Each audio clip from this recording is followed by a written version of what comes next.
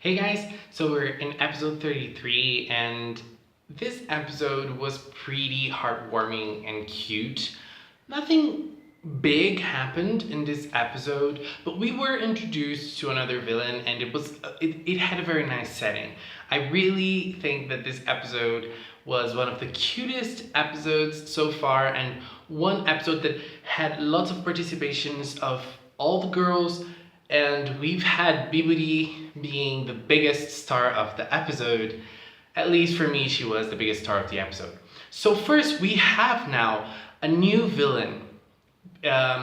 We thought that this villain was going to be called Dark Animal, but actually it has another name. It's called Diablo. And it's very interesting because the villain came from the past and it's not this villain doesn't have a human form like usual villains in Precure do. I think that we haven't had a villain like this one before.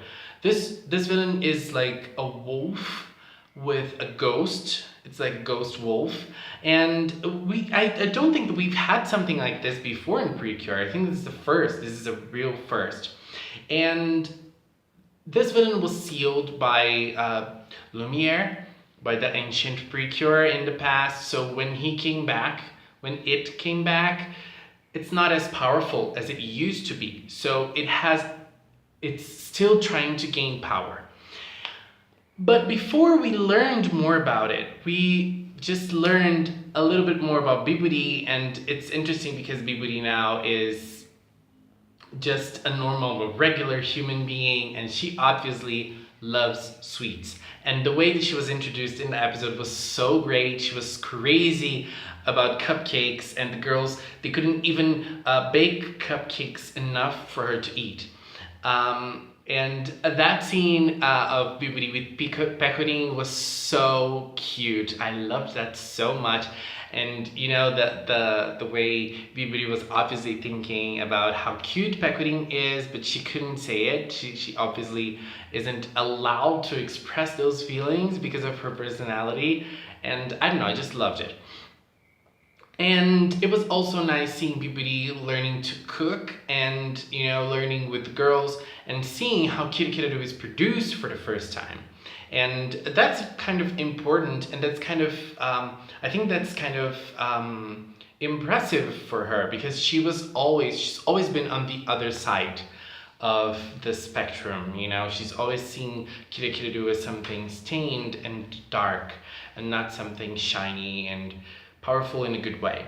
So it's interesting to see how KIRAKIRA gets produced like that.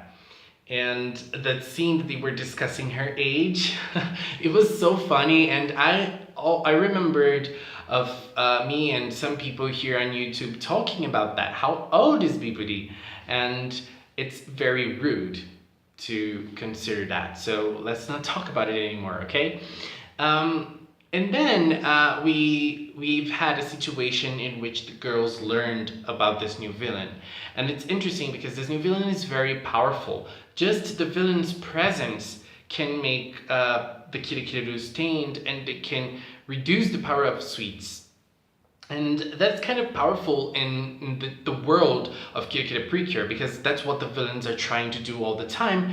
And you know, this villain can do that by just simply being itself around KIRAKIRA and around sweets. So the cures, they will have to be pretty strong to be able to fight against Diablo and to fight against his power. And I think that because of that, there was a very nice segment in the episode. I don't know if you guys agree with me, but I really liked that scene. They started talking about the villain's power and also about sweets and the sweets own, what's the word? I mean, the meaning, not the meaning, but the real power of sweets in the world. Because, you know, sweets are bad for our health, but when we think about it, we love sweets. The world loves sweets, so we eat it. Why do we do that? And it was interesting to see the girls starting to think about it and starting to question themselves and question the world about why do we do that?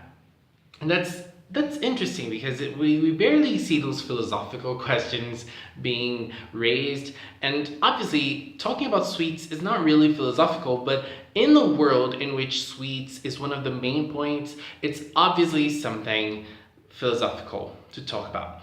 And in this episode, we also had a very strong presence of the animals, of those little animals. They were very cute. And because of them, we've been on another journey with the girls because they had to separate themselves and to search for the animals when they ran away. And that also gave us lots of nice scenes. I love seeing Aoi and Himari interact with each other because they're very different and I really like that. And we've also had our little Yukari and Akira moment, which was very cute.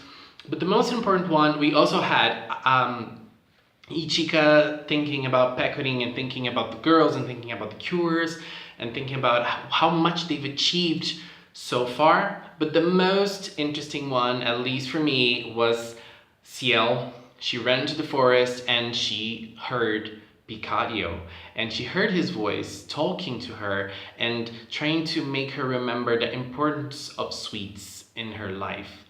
And it was nice because finally we're seeing more of Picadio, and they remembered that Picadio exists and Picadio's there. And you know, Sia just ran there and she saw Picadio being protected by the Kirakiraru, but he's not awakened yet, but he was able to give and to deliver his message to Ciel, and that was very, very nice. And so they fought for the first time against Diable, and the fight was kind of boring, but we could see that this villain is powerful. This villain will probably make the girls think of new strategies and new tactics so that they can fight against it. Because for now, Diable is very weak. Diable doesn't have its full power yet, so I think that it's gonna grow and it's gonna become even stronger in the future.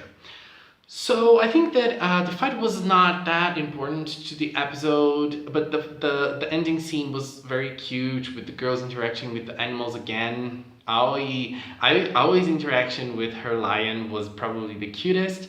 And I really liked how Bibidi went away with Ciel to work with her in her store.